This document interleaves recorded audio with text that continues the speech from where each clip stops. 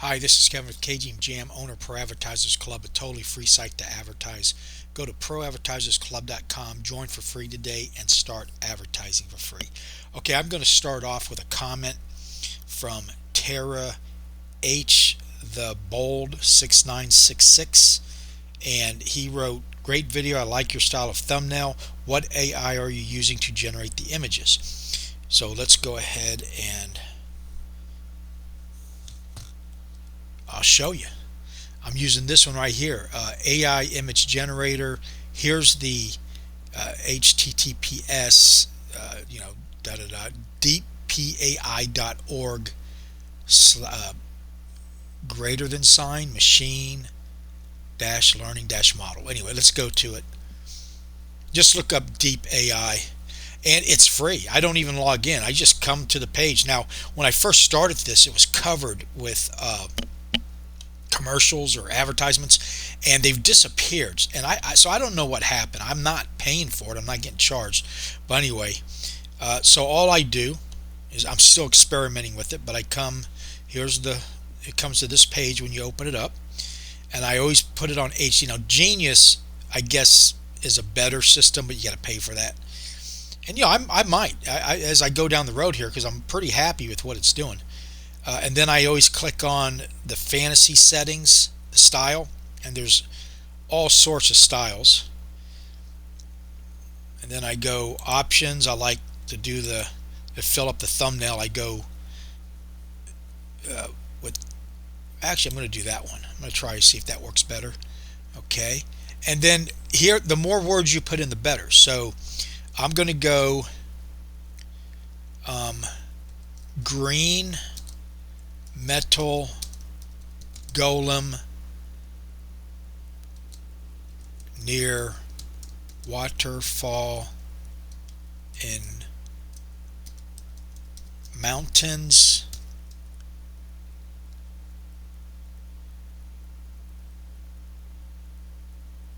let's just see what that does. Green metal golem near waterfall in mountains, and then you hit generate. Here it is generating. It takes about 10-15 seconds. And this is really my first ever AI anything, is dealing with this. I mean, we've probably been dealing with AI unknowingly, but my first, well, I'm manually trying to do something with it, and I'll tell you what, it's pretty nice. It's kind of scary and nice at the same time. But so anyway, so here's the picture. There's the waterfall, here's the mountains, and I'll go with it. I mean, I could just do it again and again until I get one I like. I always enhance it. It's, again, as far as I know, it hasn't figured out a way to charge me yet, so I'm doing it. And then I download. Now here's the important part. You got to get it under 2 megabytes. So I show in folder, and it's at 3.5. So I click on it. And it's easier if you do it right out of the gate. Otherwise, you got to come back in. It gets kind of... So what I got to do is get that under 2 megabytes. So just, you got to open this up. Okay, see how that lock is opened? And I found that 1600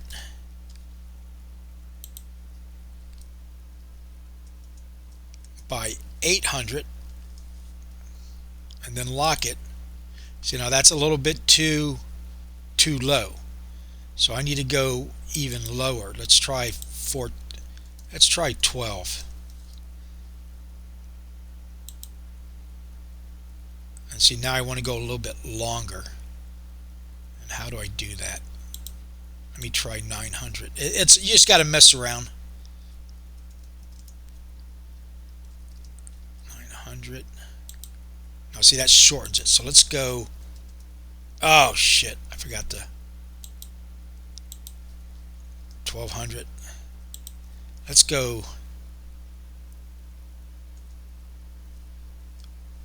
600.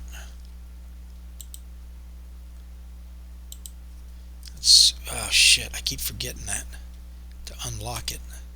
Anyway, you get the picture. I'm going to be longer than I want to on this, but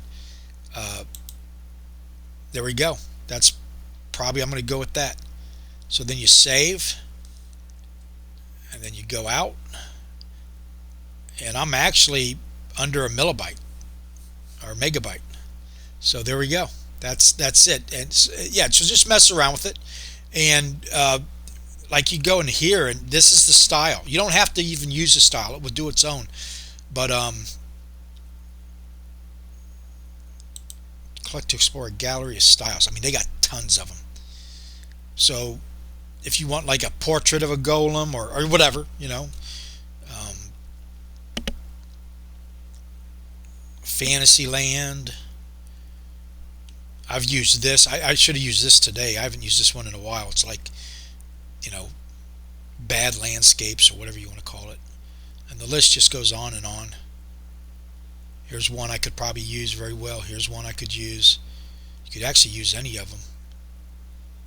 But anyway, the reason is, look, the thumbnails are probably the best part of my video. But thumbnails are very important because it catches people's eyes. And when I finish the video, I put it on YouTube, X, and Facebook.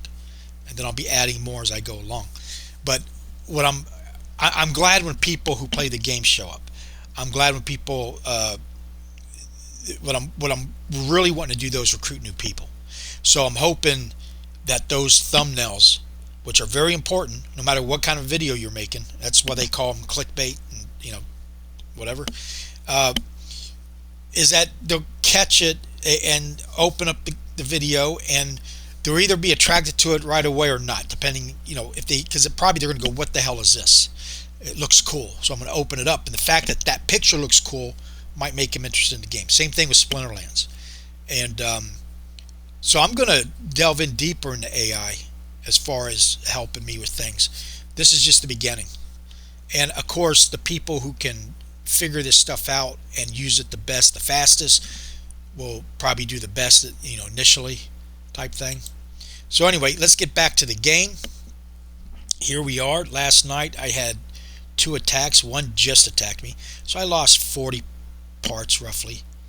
And I claimed 639, 235 last night on the parts and comps. Very good night. 19 shards. Burnt 236 comp. New record on the scavenger golems. 358. And I'm almost at prestige 11.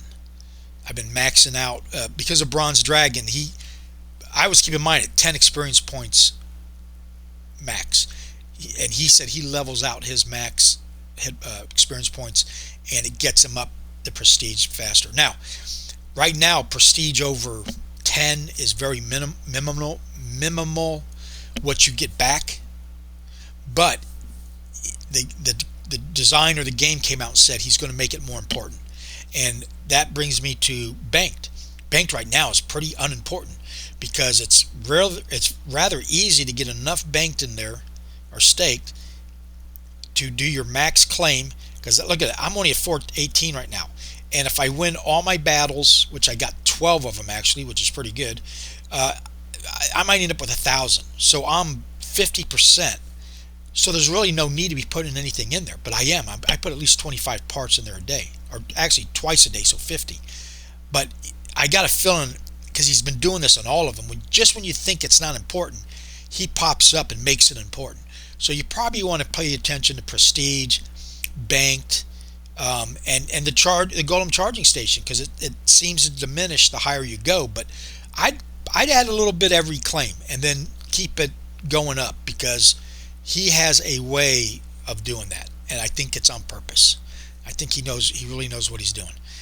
So anyway, with that, let's go and do the battles. Excuse me.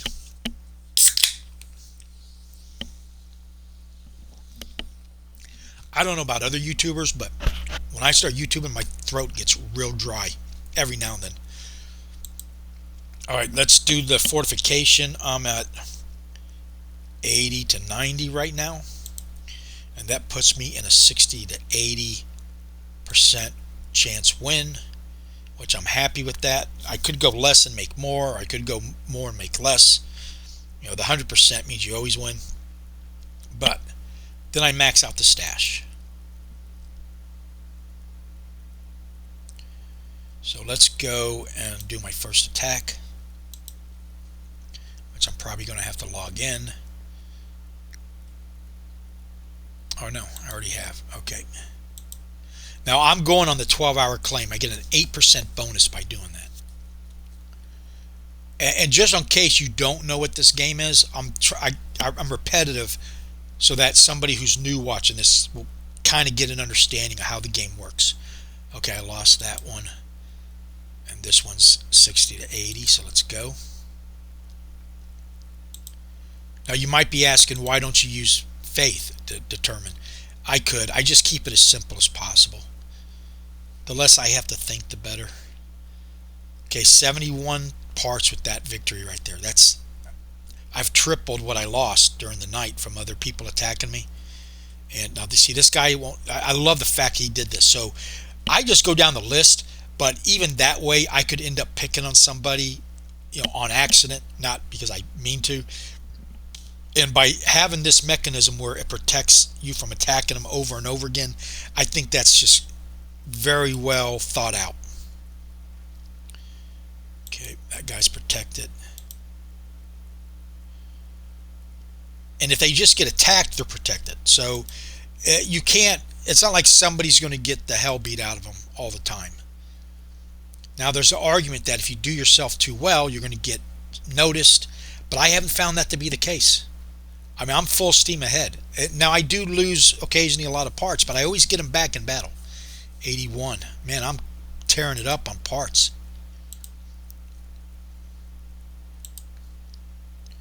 Now out of this, I'm going to get parts and comp. I always spend they're pretty much the same thing, except comp, you can't take it off the platform.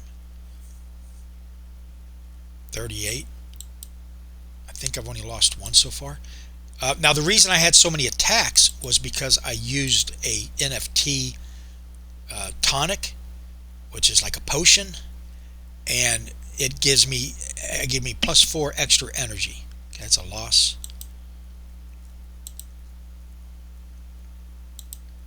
Now I could sell those tonics, but they're just, everybody's got them, so nobody wants to pay anything for them. So I just use up what I got. I might go in and buy some. They're so cheap. But what they're going to win me.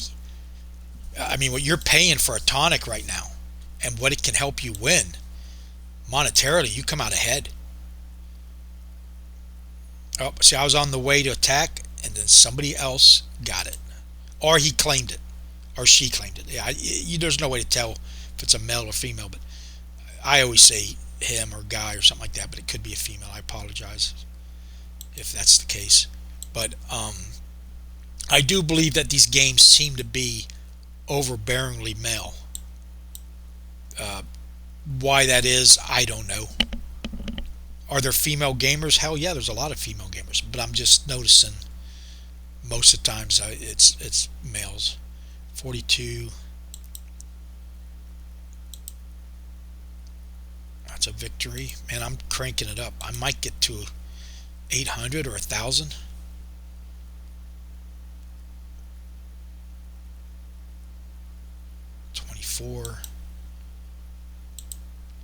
But I have a balanced strategy. I keep everything balanced. Some people go all in on attack.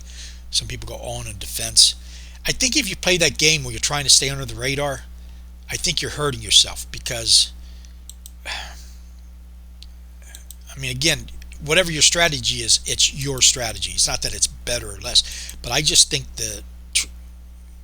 I would just go all out. That's what I do. And you've been seeing my videos. I've been doing very well. I don't seem to get ganged up on. Now, my stash is relatively low. Maybe that's the reason, but I'm not doing it on purpose. It's probably because of my lack of playing skill or decision making.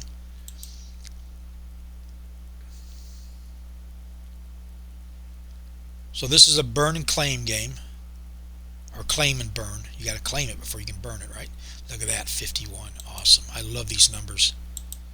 Last attack.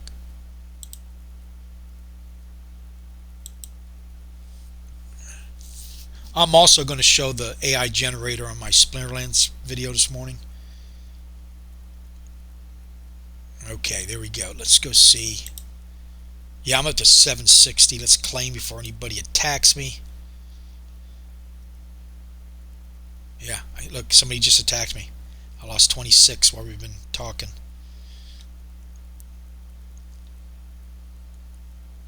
No, oh, hold on. Where am I at? Yeah, I lost 26 right there. Jeff attacked me and lost 59. Just all while I was battling. And that was the one that I lost right before we started the video. Yeah, see, that's why you're attacking somebody. It might have been somebody I attacked, got mad, and re-attacked me, or responded in kind. But yeah, don't take it personal. I'm just going down the list there. Okay, so I claimed I've got 22 shards, 728 parts, and 268 comps. So I got about 1,000 there. Not a bad claim at all. And the first thing I like to do is repair my, right down here at the bottom, 19.21 scavenger golems are slowly crumbling, which translate, it's 10 parts per point.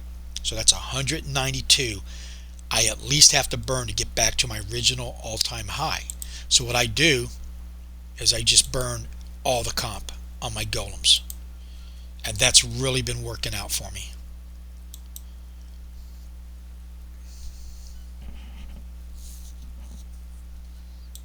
Now, the higher I go, the more parts I get, the better target I become. But as you see, I get most of it back, and then usually double, triple, 10x what I lost. So I don't think it's a good idea personally to limit yourself because you're afraid you'll become a target. Okay, so the next thing I do is max out my reputation experience points, and I'm going to go ahead and do 250 because I got to get in the right.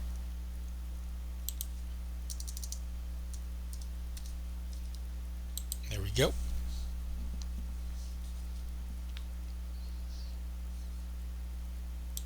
Confirm.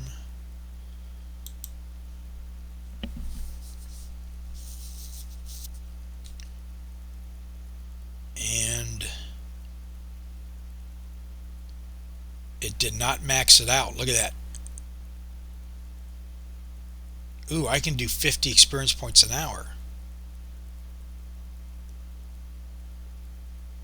That jumped from 21.9%. Why is that so? Oh, because I'm up in level, I guess. I don't know if I want to go that high. But you know what? I'm going to try to get up there. I'm just going to put it, well, hold on. I want to put 25 in bank because, my concern of why I told you what I think he's going to do. And that's one he really hasn't messed with since the inception of the game, so it's due. All he's got to do is add another utility to it, or it affects something, and bam. Now, is it good to stake in the game? Does it help? Is it healthy? So that might determine, I know he'd rather you burn stuff. So maybe he'll implement something like stake to burn, and I don't know. I'm better to leave that to people more equipped to think than I am. Okay, let's go and put a little bit. Let's put 53 on my Golem Overstation. I like to dwindle that down a little bit at a time, and then it's upgrading. There's no rush to upgrade it right now because I'm pretty maxed out on it, but like I said, he'll probably add something to that later down the road. He's just did Prestige last week or coming up.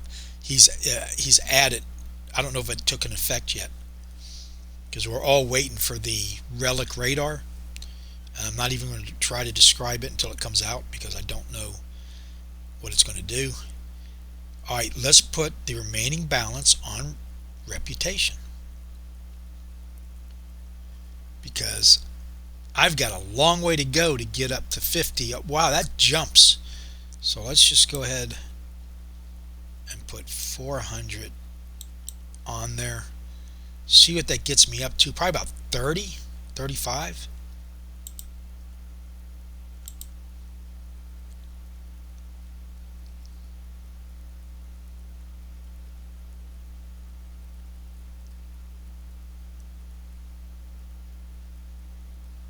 $31.8. I got a ways to go. Okay, well, I guess my new strategy is to get that up to maxed out, because I'll move up faster in levels, and then just work slowly on these.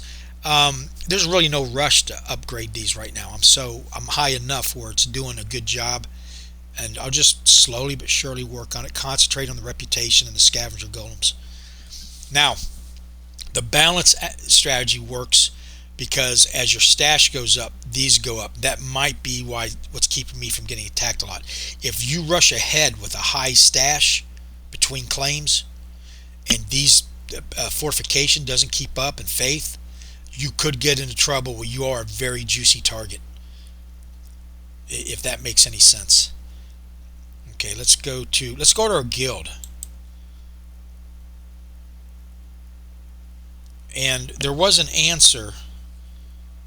I had asked a question, because if you go here, you see where it says guild workbench is 5, user workbench is 17. I didn't know what the difference was. And anyway, we got room for one more person. Contact Bronze Dragon. He's got a YouTube channel. You can go to his YouTube channel, contact him that way. But he's the guild leader. I think he's the one that allows you in, approves you or anything like that. And then buy a workbench. You're supposed to have one. And if you're one of these people listening, please go get one, so everybody, it helps determine how many people we can have in a guild. The more people we have in the guild, the more donation, because we do an automatic 3% right now, which after every claim automatically goes right into the guild, so I don't even have to think about it. I love it that way. See that? 3%. But the more people we got, the more stuff we got, the faster we go up in level. And when the bunkers really kick in for what we're going to do with them, we'll be in a good shape. We're already one of the stronger guilds, as far as I can tell. So anyway, let me go to find this. Bronze Dragon sent a reply back explaining it, and if I can find it real quick.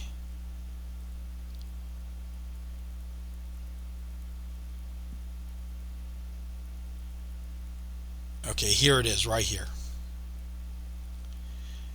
Good discussion. I think what you're seeing are the 5 workbenches that come with the guild when you start it up. This is Bronze Dragon, by the way. As far as the Web3 versus standard gaming points, I completely agree. The host space and quality of Web3 game has improved so much over the last 3 years that I've played Splinterlands, and I think we are on the cusp of mass appeal, which would bring a major gaming house into the space. There are some MMORPGs on other blockchains that are making waves and are starting to do what you were talking about, i.e. explore, battle, find gear that are NFTs, and coin and chests that are also crypto tokens. But at this point, for me, they are very expensive for what you are getting. But it is also a subject I am keeping my eye on daily. That's why I am always checking out new games. I can't wait for a Web3 type Skyrim, Oblivion type game. And that's exactly, not just, I get this from other YouTubers, that's what we're talking about, is I haven't played I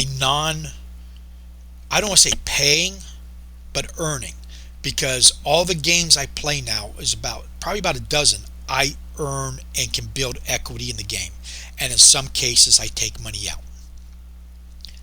So when I go to play Skyrim now, or my other favorite game, Farming Simulator,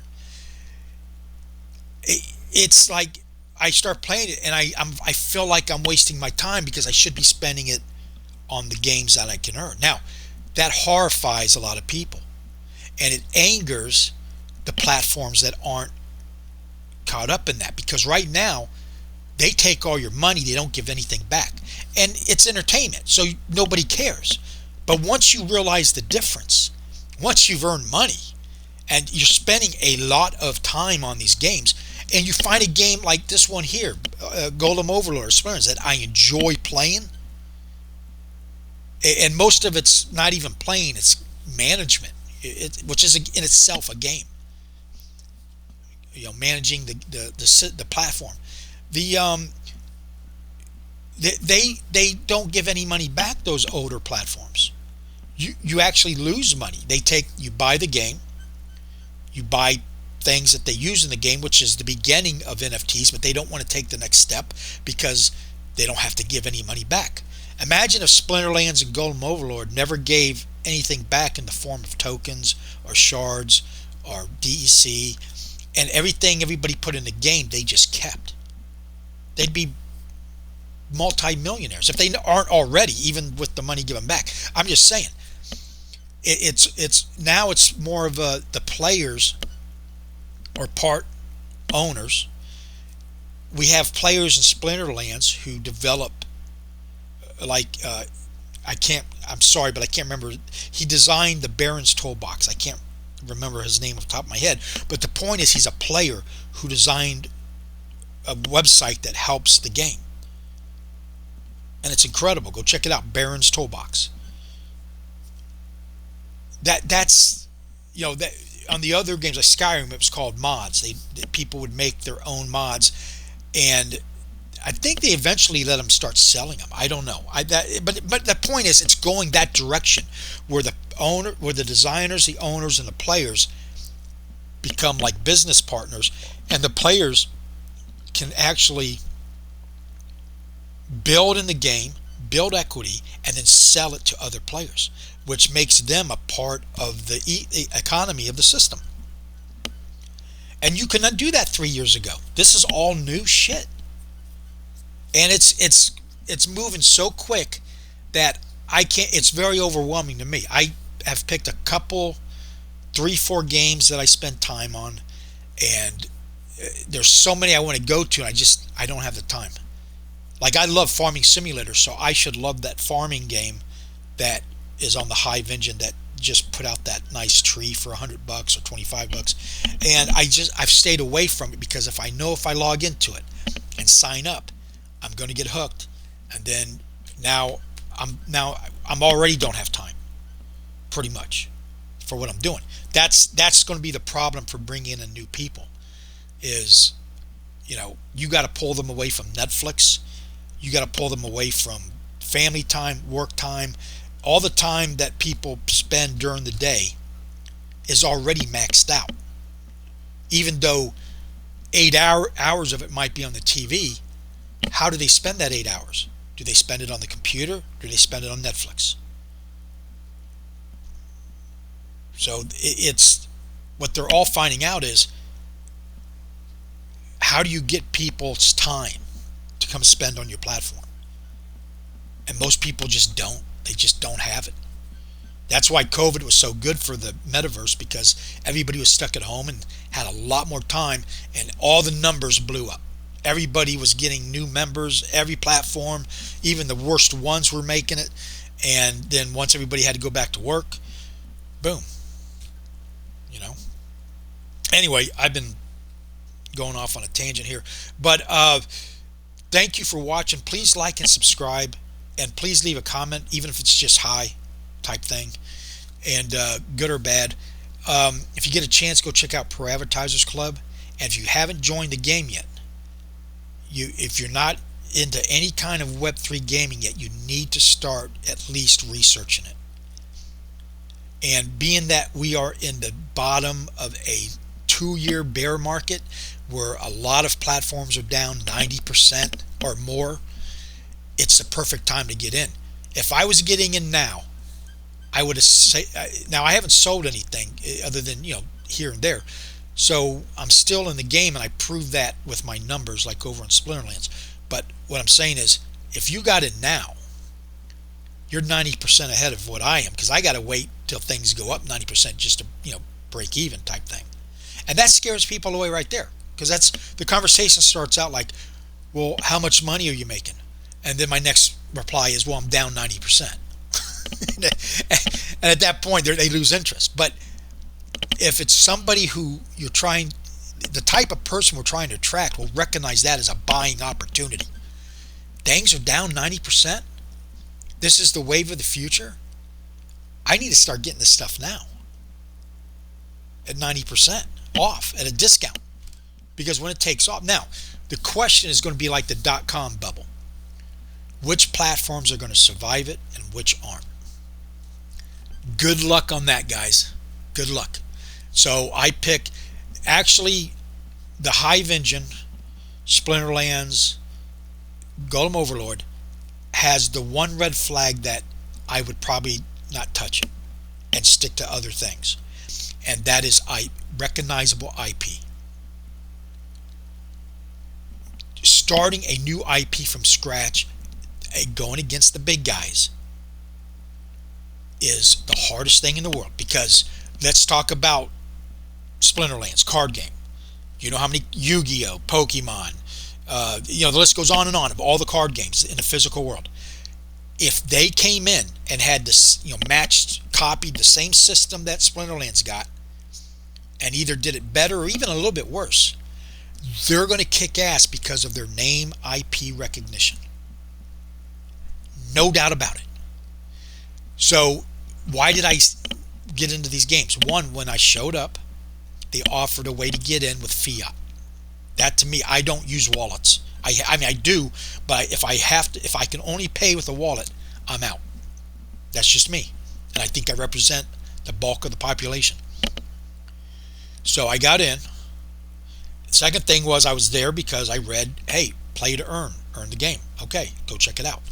Then I got hooked on because they're good games. Now the question is, are they going to be able to survive and be around? I don't know. I mean, I like what I'm hearing. I like what I'm seeing. I'm helping to promote the game.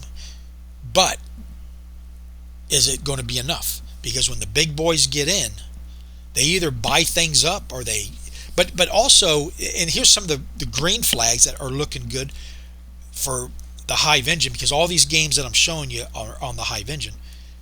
They're building a platform that other manufacturers or game developers, whatever, that they can just slap their game onto it. It's already the infrastructure.